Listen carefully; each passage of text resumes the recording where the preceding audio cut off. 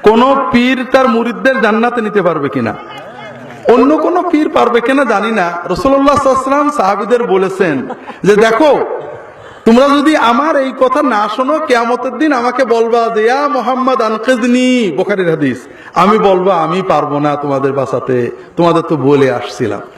এই হলো সব পীরের বড় পীর মুহাম্মদ রাসূলুল্লাহ সাল্লাল্লাহু আলাইহি ওয়াসাল্লামের কথা।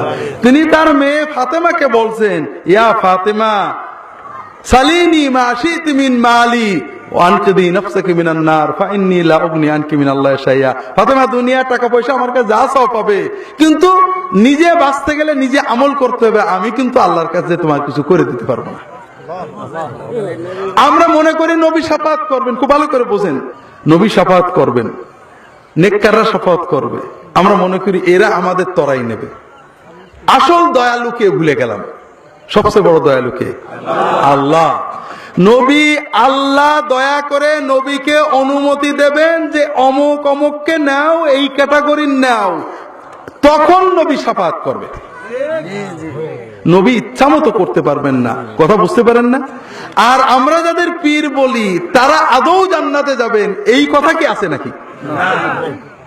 আমি একদিন বলছি কোথায় যেন ওয়াজে, যে আমার ফুরফুরার দাদা হুজুর জান্নাতে গেলে আমিও যাব। একটা যুবক পাশে বসেছিল এই জায়গা, বলছে হুজুর আপনার দাদা হুজুর জান্নাতে গেছে, দেখে আছেন তো? রাসূলুল্লাহ সাল্লাল্লাহু আলাইহি ওয়াসাল্লামের দুধ ভাই ওসমান ইবনে মাতউন মারা গেলেন মদিনায় যাওয়ার পরে, হিজরতের পরে। একজন সাহাবীর বাড়িতে তিনি থাকতেন, মদিনার আনসার সাহাবী। ওই মহিলা কাঁদছেন, মনে মনে আফসোস করছেন, শাহাদাতে আলাইকা ইয়া আবাল আকদাম লাকাদ আকরামাকাল্লাহ, আমি সাক্ষ্য দিচ্ছি নিশ্চয় ওসমান আপনাকে আল্লাহ সম্মানিত করেছেন, কবরে আপনি সম্মানে আছেন, মর্যাদায় আছেন। রাসূলুল্লাহ সাল্লাল্লাহু আলাইহি ওয়াসাল্লাম তাকে প্রশ্ন করলেন, ওমা ইদরিক, তুমি কি করে জানলে যে মরার পরে এখন সে সম্মানে আছে? আমাদের হুজুরা জানে না, চোখ বুঝলে তো কবরের সব কথা বলে দিতে পারে। হ্যাঁ, সাহাবী বলছেন, ইয়া রাসূলুল্লাহ লা আদরি, আমি জানি না যে কবরে তিনি কেমন আছেন, তবে তার মতো একজন নেককার, তাকে যদি আল্লাহ সম্মানে রাখেন, রাখবেন কার? বুখারীর হাদিস, রাসূলুল্লাহ সাল্লাল্লাহু আলাইহি ওয়াসাল্লাম, আমা ওয়াল্লাহি ওয়া ইন্নী রাসূলুল্লাহ ওয়া ইন্নী লা আরজু লাহুল খায়র ওয়া লা আদরি মা ইয়াফআলু বি ওয়া লা বিকুম।